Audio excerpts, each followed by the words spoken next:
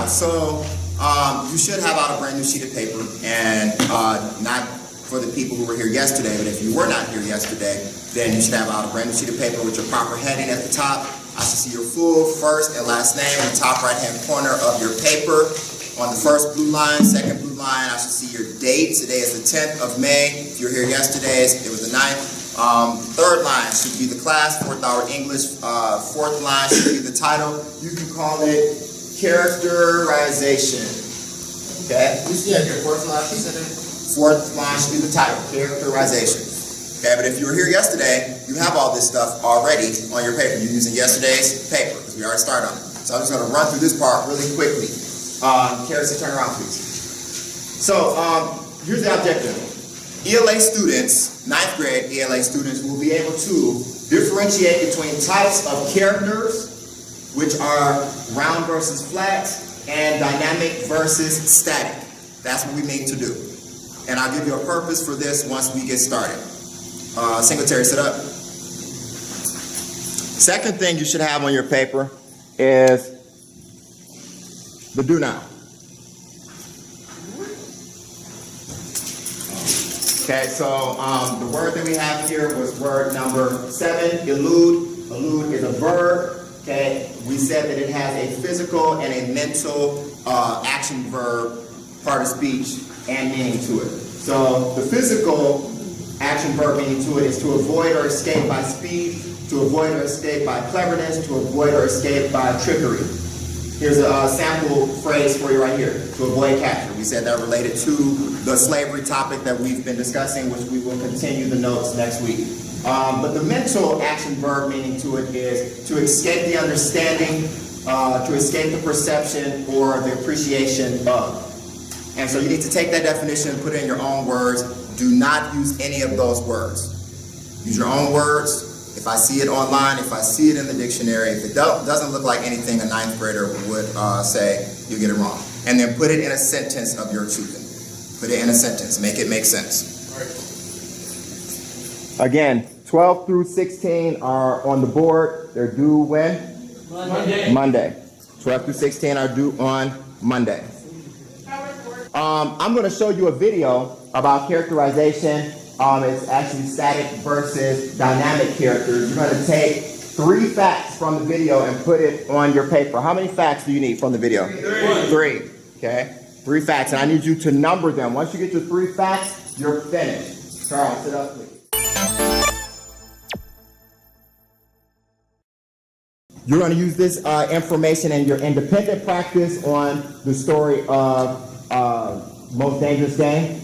And you're going to follow the characters and let me know which they apply to, the static or dynamic, and you're going to answer some questions. So that's what you're going to be responsible for in the performance task, answering questions based on the story.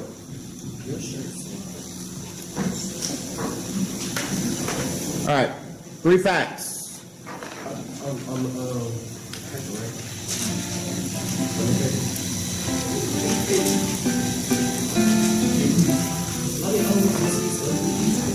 Okay, static character versus dynamic character. Whoa, I've changed. But what exactly do the words static and dynamic mean? Static. Notice how they have the phonetic spelling and the part of speech. To show little or no change. To show little or no change.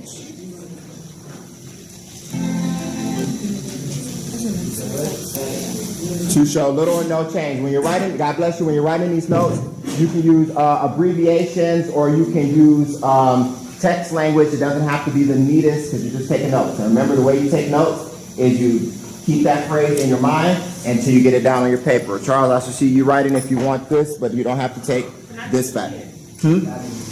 Oh.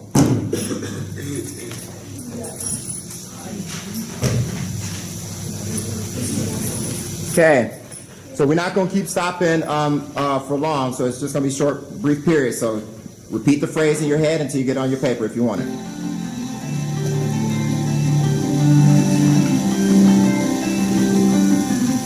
Dynamic. Relating to change or productive activity. Relating to change or productive activity. Let's keep going.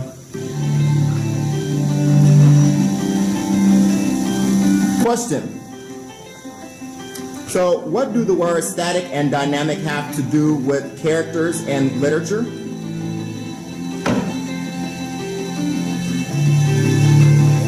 A static character is one who does not undergo any important internal change throughout the story. Does not.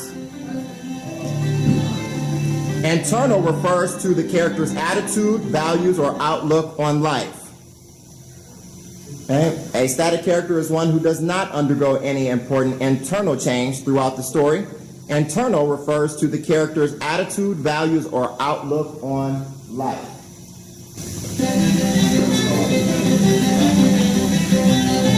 Internal does not refer to physical traits such as hair color or age.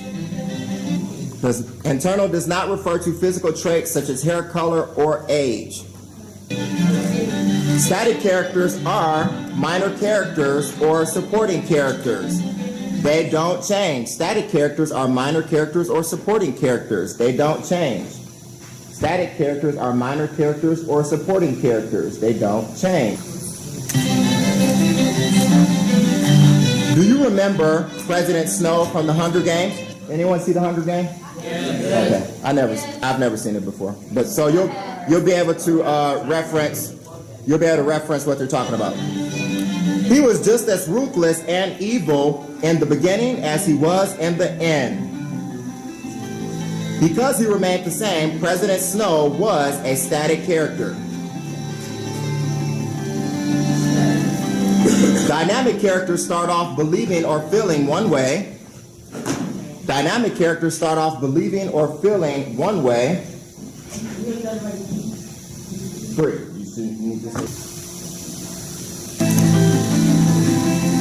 Computers are the most useless thing in the universe. I wish they were never invented.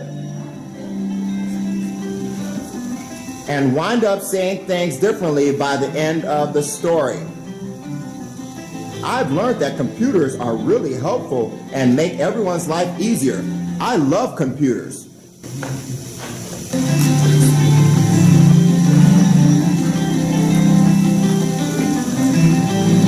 The protagonist or main character is usually a dynamic character. This story revolves around me.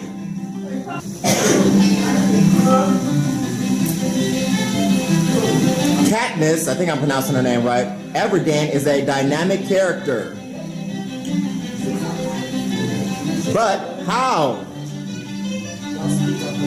You see Katniss entered the Hunger Games to save her sister.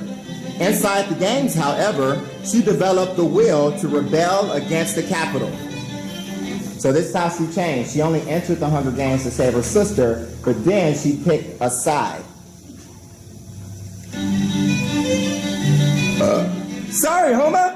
Oh, so because Katniss underwent an important internal change, she is a dynamic character? Time for review. Static characters do not go through an important internal change during the story. They do not.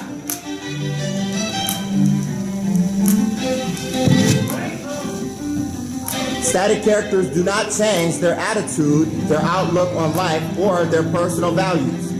They do not.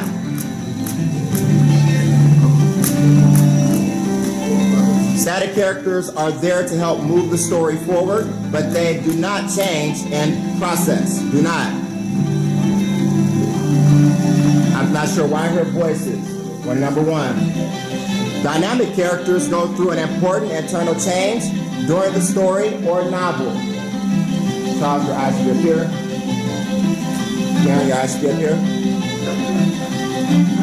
Dynamic characters change their attitude, view the world differently, or have different values than in the beginning.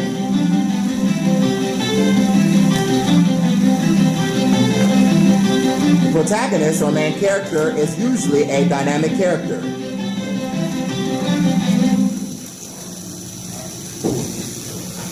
All right, I'm gonna pass out a handout. Do not write on the handout. We're gonna read it and take notes from it.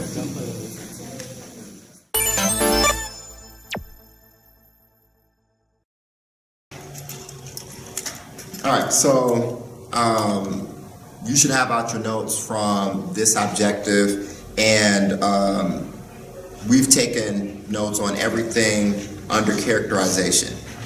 So on the bottom of page 5 and page 6, we took notes on everything on that. So just to recap, I'm gonna read back over all the things that we took notes on, and then we're gonna go back over, we're gonna finish up the class practice that we were doing. So for the class practice, we were looking at clips from famous cartoons and movies to see if those characters were actually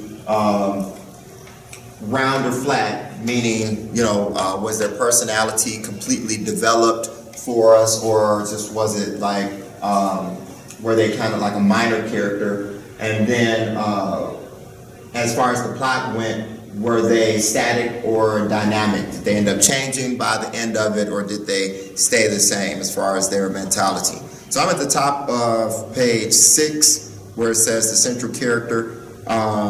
So far you should have down the definition for characterization, which is on the bottom of page 5. You should have down the definition for protagonist, which is just central character. The definition for characterization is that last sentence of that first paragraph under characterization. Then protagonist is just the central character. And then on page 6, we copied down those two sentences, those last two sentences of that very, very, very top paragraph, where it says characters who remain relatively unchanged are static, and those who go through some development are called dynamic. And remember, you're supposed to have 3 facts from the video that we watched. You should have the word of the day done. You should have your objective on the paper, and all of these notes. I'll be looking for those. All right, so I'm starting at the paragraph where it says the central characters. The central characters in most short stories are round. They have fully developed complex personalities that may defy simple analysis or description. We copied that sentence down for the definition of round. Less significant characters in the story are likely to be flat, meaning we see only the surface. So for us, they have no real depth or complexity. We copied down that definition for flat. At times, a writer may employ a type of flat character known as a stereotype. This stock type, the shrewish wife or the mean wife, okay, the town drunk, the Don Juan. We know what a town drunk is. We know what a mean wife is. A mean wife, usually the husband is, someone who is probably a little too adventurous, while the wife is more mature and serious. Like, oh, honey, so we know those types. Or maybe she's always thinking that he's cheating or something. And we know, you may not have heard of Don Juan. Has anyone ever heard of a Don Juan before? No. Okay, so a Don Juan is like, not necessarily a pimp, but he's basically someone who's good with the ladies. Okay, so back in the day, you would have called him like the Mac Daddy. Okay? But we already know from earlier experiences as readers or viewers of these stock type of characters. So we know that they only supposed to hold a certain type of role in there. We're not supposed to know anything more, and that's why they're flat, because they just have a certain role in the movie, and they just kind of help to make to move the plot along. So if we're looking at Friday and we look at Big Worm, Big Worm is just the neighborhood weed man. We don't know a whole lot about Big Worm. He's just there to move the story along. Okay, so the movie is about weed. We need a weed man. In comes Big Worm. And then we also have Ezel. Ezel is the neighborhood crackhead. Okay, a lot of movies have a crackhead in them because if they're urban, you usually have an urban crackhead in it. And you have Felicia, Felicia is a little confusing. She seems like she is a drug user, but really she just looks like this homeless girl who's sleeping around in different areas and stuff. She's not really with it. Okay, so we understand that. We understand that Craig is kind of good with the ladies. You know, he's more of a ladies' man. Okay, so we know that but Craig is the main character. But we know these type of people because they just help to move the plot along. They have just a specific type of role. The round static dynamic. This is we took the definition for stereotype off of dictionary.com. Oops.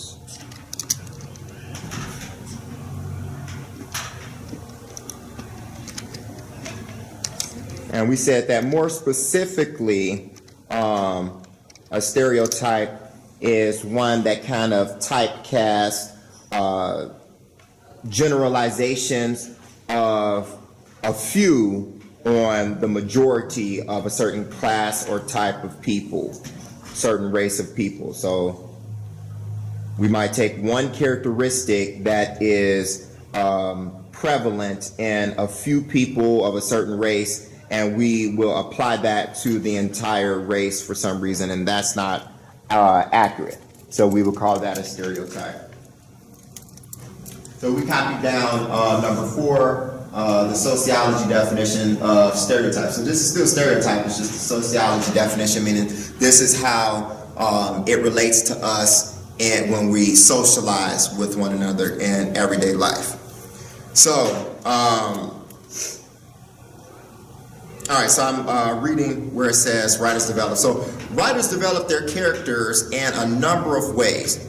When concerned primarily with the external reality of their characters, writers describe their physical appearance, dramatize their actions or conversations, and summarize their previous histories for us. We copied that down for the external reality. So it's kind of like with General Zaroff. We do get to know his background, but his actions and his conversations are dramatized for us. His previous history is summarized for us from when he was a kid, and we do get his physical appearance, but we get a little bit more too. So I would say that he's more of a round character. I think we get a little bit more from him than just the external. I think we get some of the internal also.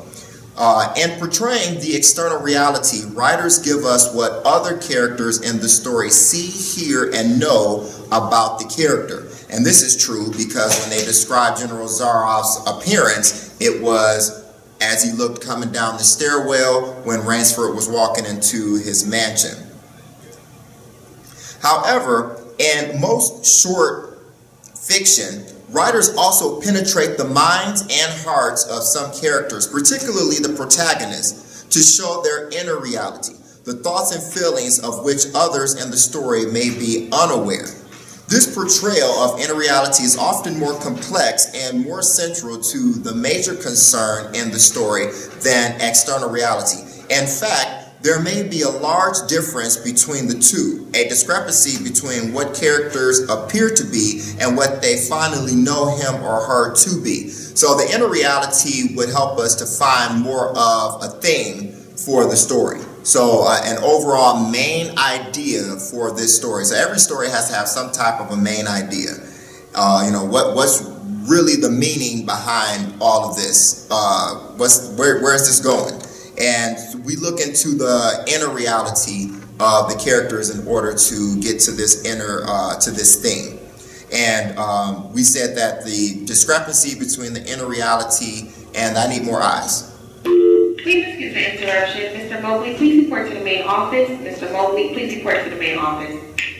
And so we said the discrepancy between the inner reality and the outer reality is like what we said with the skin I'm in. Just because you feel that you portray, a certain persona, that doesn't mean that that's what is being given off. You may walk like you're confident, but really on the inside, if we were to hear your thoughts, it would probably be thoughts of insecurity and self-doubt.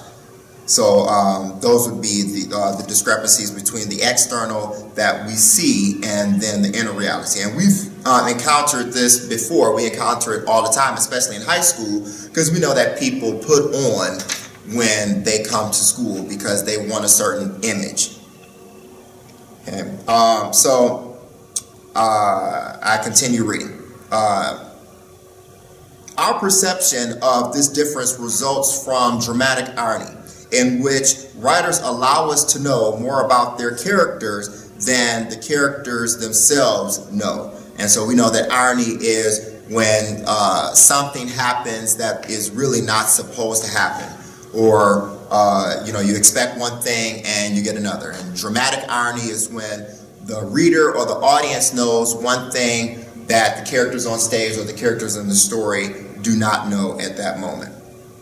And we keep reading.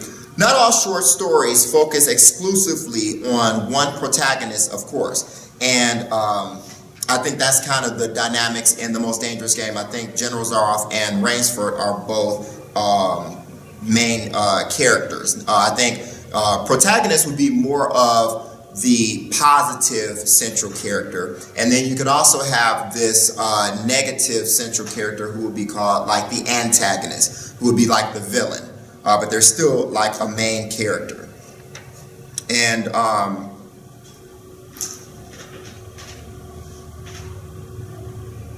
in some stories, the emphasis may instead be on relationships in a group or on particular roles that people play in society. And we see this play out a lot in reality shows. So in reality shows, Ms. Reeves, we see that the whole plot of it, no one has to study lines, no one's acting necessarily, but they have these personas that they portray in front of the camera, and the whole idea is for the producers to try to get these people to interact with these different personas. That's why when they do an auditioning and typecasting, when they do a casting call for reality shows, it's more of a typecasting. We want this certain type of personality and this one, and action, and they try to make drama create from that. When the fiction writer is primarily interested in why characters choose and respond as they do, their motivation, we as readers must respond by seeking an explanation for their behavior.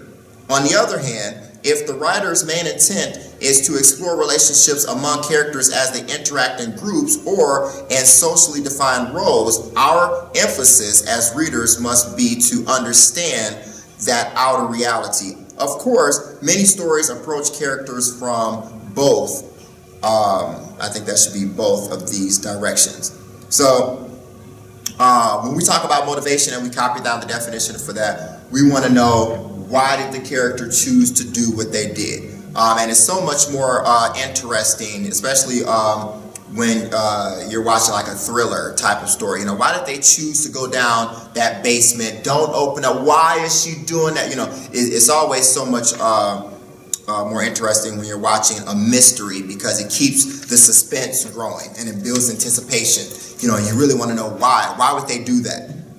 Or when you have one of those type of plots where you have two friends, and one friend finds out that the boyfriend or girlfriend of the other friend is cheating, and then you have to go back and tell them, you're like, I don't know how I'm going to tell her that I caught her boyfriend cheating, because she's going to be mad. And they go and tell him, I saw Jeff cheating on you. And no, you didn't. You're just jealous because you're single and you're not in a relationship. So it's so much more interesting when it's like, well, why did it happen like that? Or why didn't the person just stay quiet and not tell them? Or when you want to know the motivation, you ask why. But again, when looking at something like a reality show, you just look at the dynamics of how the characters interact with one another. And then final paragraph. Finally, some characters in fiction lend themselves to neither kind of analysis. Instead, they may represent abstractions or ideas rather than complex human beings in action. Particularly in allegories, stories in which all the elements have symbolic meanings, characters may also be symbols, and our chief concern will be with those ideas or qualities they represent. So when we talk about symbolism, we talk about the fact that some actual tangible object, when we talk about concrete and abstract nouns, some tangible object has a abstract meaning to it. So we said that the island in The Most Dangerous Game represented evil. And then Whitney said that he believed that evil has, wavelengths and it's more of a tangible type of thing instead of just being abstract. So in this play called A Raisin in the Sun, there's a plant, and the plant is used to signify the success of this particular family. And it's during racist times. So as the family struggles, the plant doesn't really grow or prosper. But as the family starts to prosper and come up against, I would say, some positivity, the plant starts to grow. So we realize that the plant symbolizes the success of the family. So we have definitions for all of those. You should have a definition down for symbolism. This is the definition that we copied down for symbolism. And now we go to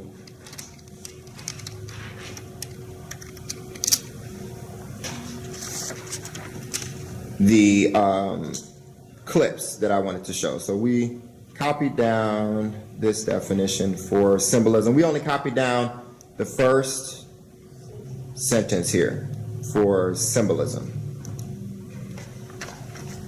And then every word on page 6 that is italicized should be the definition. That sentence should be copied down.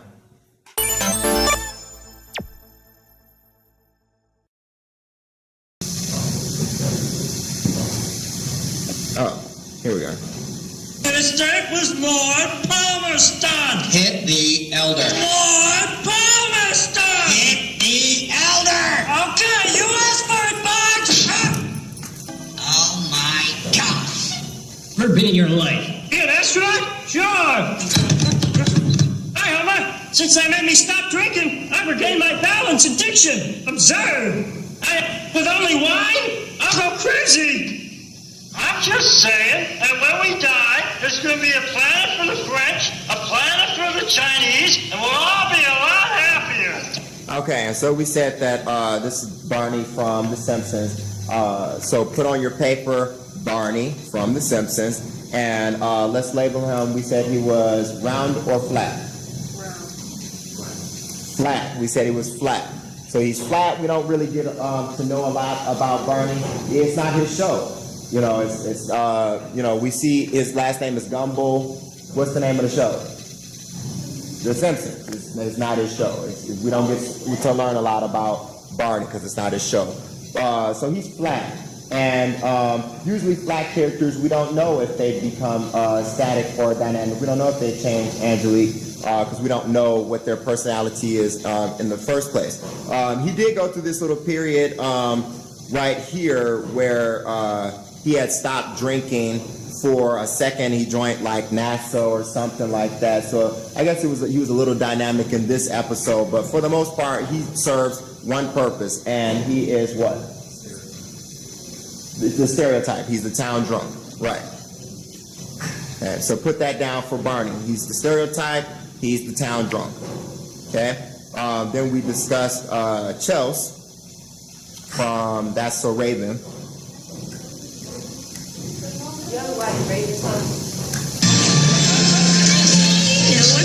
No, not the new one.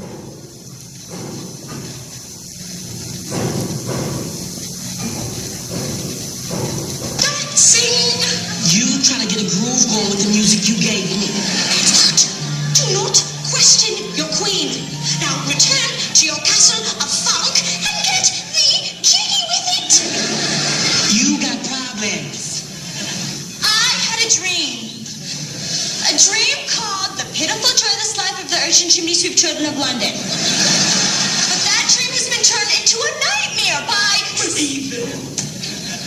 Oh, this is awkward.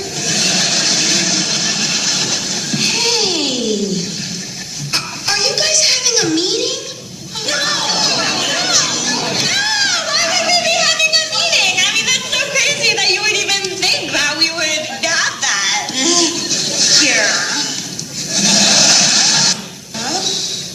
237. Chelsea, how'd you know that? Isn't it obvious? There's nothing more important than two good friends who care about you. Yeah, there's that. And the next time we have a plan, we need to come up with a better signal. You're the one who said to do this. Which is completely different from this. Because I'm telling you, we just should have done this. Stop it. Okay, so we know that Chelsea is, you said retarded. We don't use retarded in school anymore. But we know that mentally she's not all the way there. She serves one purpose. And so is she round or flat? She's round. I would say that she's flat. I would say we don't get to know a lot about Chelsea. Again, it's not a show. She's not the main character. I mean, if it's not really the main character, I would consider them to be kind of flat. More of the protagonists would be round. Maybe every now and then they may step into an issue in her life, but not so much. She's there to be more of the idiot. Okay, so label Chelsea, this is how you spell her name, from Yes and Raven, as the idiot. I mean, the stereotype. Bless you. Ugh, she nasty. Ugh. It's a nasty commercial. It's disgusting.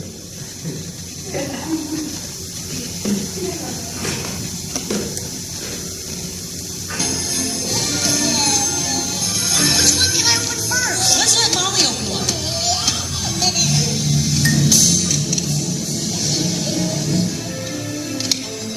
Frankincense, this is Murr. Hey, heads up, everybody. It's showtime. It's time! Bo, there's got to be a less painful way to get my attention. Merry Christmas, Sheriff. Say, isn't that mistletoe? Ooh, Woo! Maybe Andy will get another dinosaur, like a leaf eater. That way I could play the dominant predator. quiet, everyone, quiet! Holly's first present is Mrs. Potato Head. Repeat, Mrs. Potato Head. Way to go, Idaho. Gee, I better shave.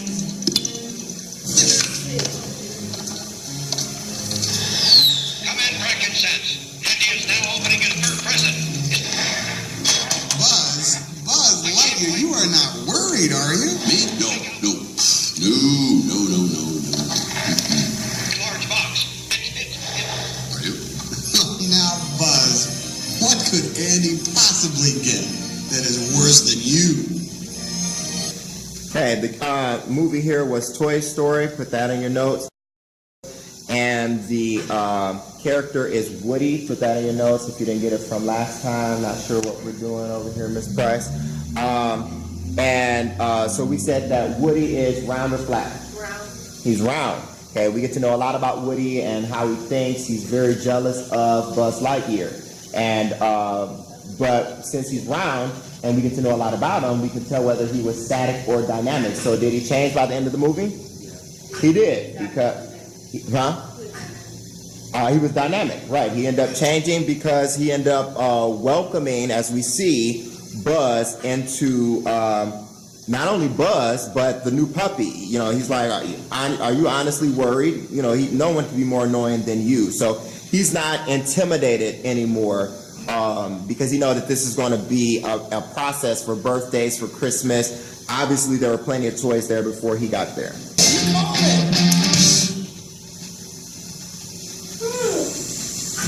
Hey, Oscar. Will I like the surprise? Simba, it's to die.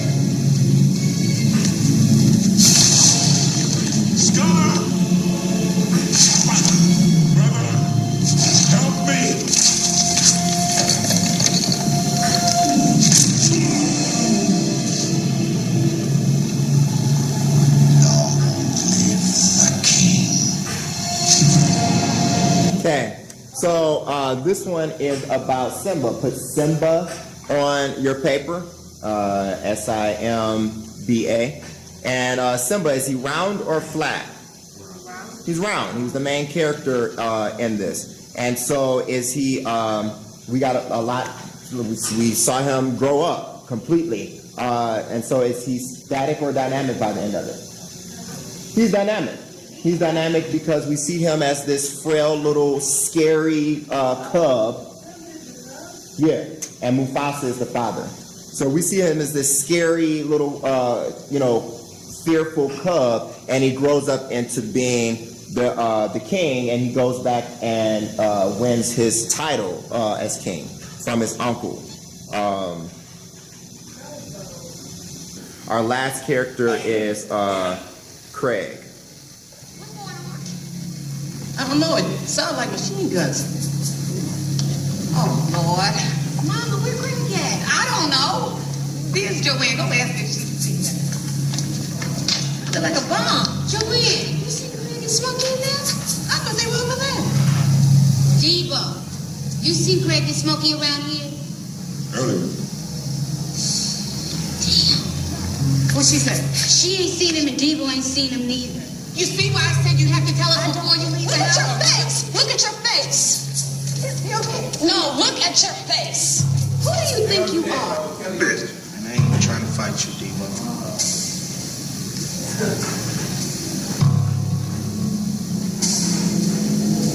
Hey, Zell. You want to fight me because you never fight through. What you gonna do with that? Besides make me mad. Put the gun down, son. Yeah. Put that gun down, son. And get knocked out like your father used to. Give me the gun, son. Craig? Craig. Give me the gun. Give me the gun, son. Craig!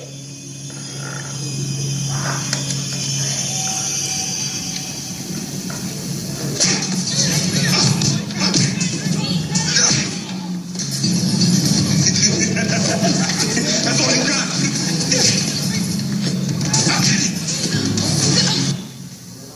Craig! Okay, so, Craig, is he round or flat? Round. Why would you say he's round? She said he's fat. No. People who say that he's round or flat, I need you to defend what you're saying. So why would we say that he's round? He's round because he's the main character. Okay, so we know that the movie Friday revolves around Craig's presence in the movie. Would Friday be the same without Craig? No, Friday wouldn't be the same without Craig. He's the main character.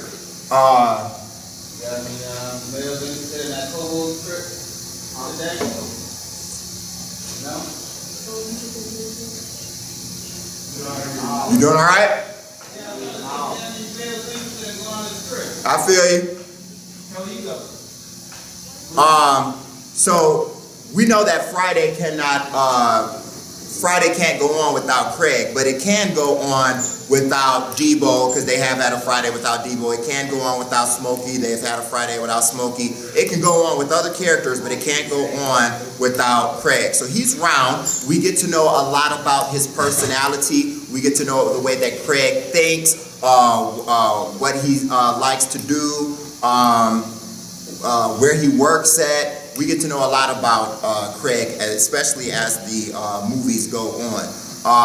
So now that we know that he's round, is he dynamic or is he static? Okay, if you said static, why is he static? Wait, I didn't hear you. He was fighting Debo, right?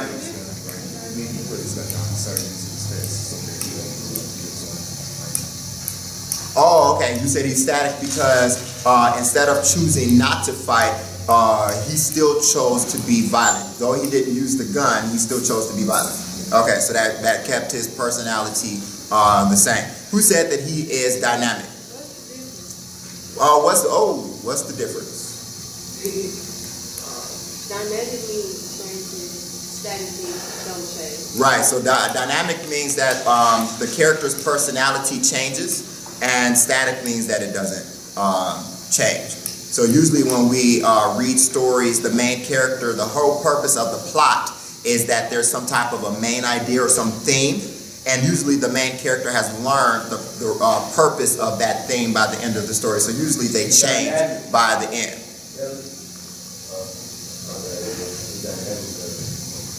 He is dynamic. So he would be dynamic. Why do we think that Craig would be dynamic? He does change. Well, so what was the change? We actually saw the change in this video clip. Yeah, that was it. So if you remember, if you've seen Friday a couple of times, what was the main message that his dad was trying to get to him? Right. He said back in the day we used to use these. We didn't have to use guns. Nowadays you all use a gun. You are afraid to get your behind whooped. And so the first thing that he did when Debo became a threat was he put out his, as we used to say back in the day, he put out his strap. Okay, sorry. He put out his gun, and he sat there and he thought, and his dad was right there in his ear. His dad was right there in his ear, and he made a different decision. But before he made that decision, there was an alternate version of what would have happened if he would have just shot him. But they didn't show that part on here. But if he would have just shot him, it would have been a different outcome. He chose to do something different than what his generation of people normally do. He went ahead and fought him, and it wasn't the best fight of his life, but he did end up what? Winning. Okay. He ended up winning with the brick, but he used his hands for majority of the fight. He used his hands. I mean, he used some other weapons too, but sometimes we know that Debo is much bigger than Craig. So he did have to use something to his advantage, but it wasn't anybody else who helped him. And he didn't have to use a gun.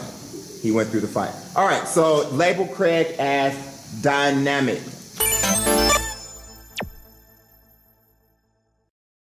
All right, so we're finished with the class practice. Here are your questions. First of all, let's just go through a quick exit ticket on your paper. Label this exit ticket. It's just 3 questions. On the same note? On the same sheet.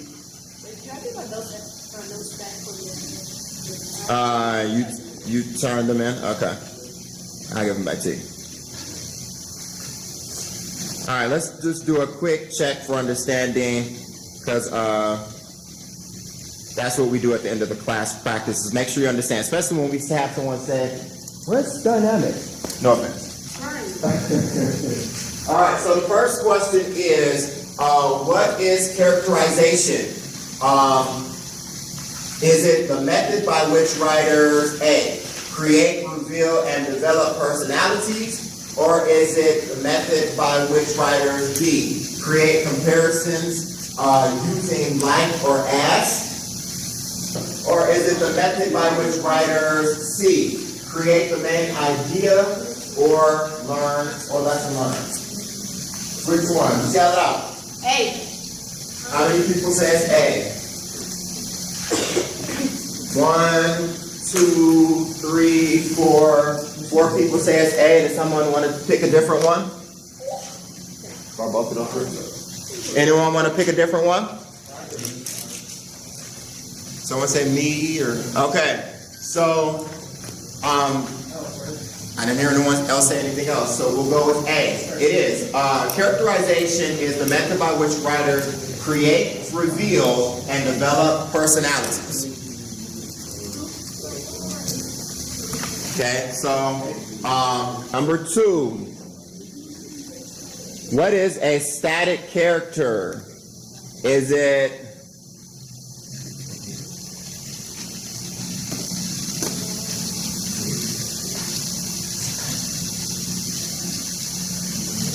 okay, is it a character who is fully developed? Is a static character a character who remains relatively unchanged? Or is a static character a main character in the story? Someone said B. Who agrees with B? Who agrees with B?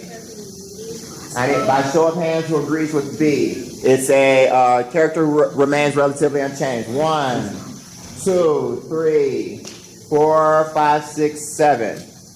Anyone want to say anything different? Okay. The B's have it. No pun intended by that, but the B's have it.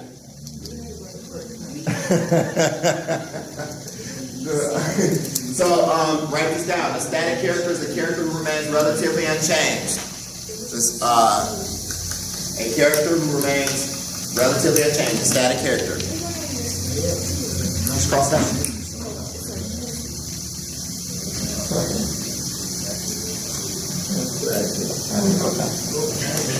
One last question. One last question.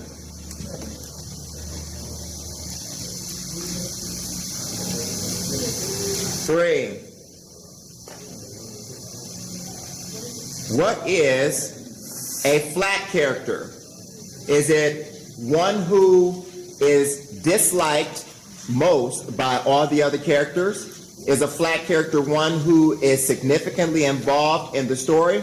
Or is it one who only shows the surface, there is no real depth or complexity?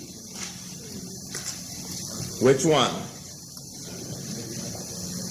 Martez says C.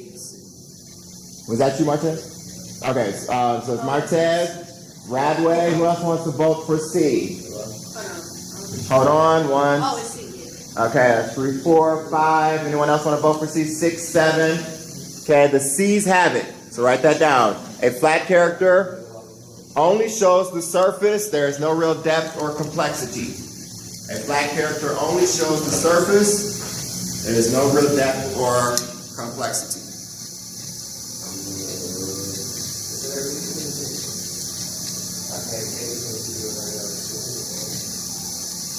So hopefully that clarifies for the people who had any type of confusion. Seems like there was a majority vote for each of them.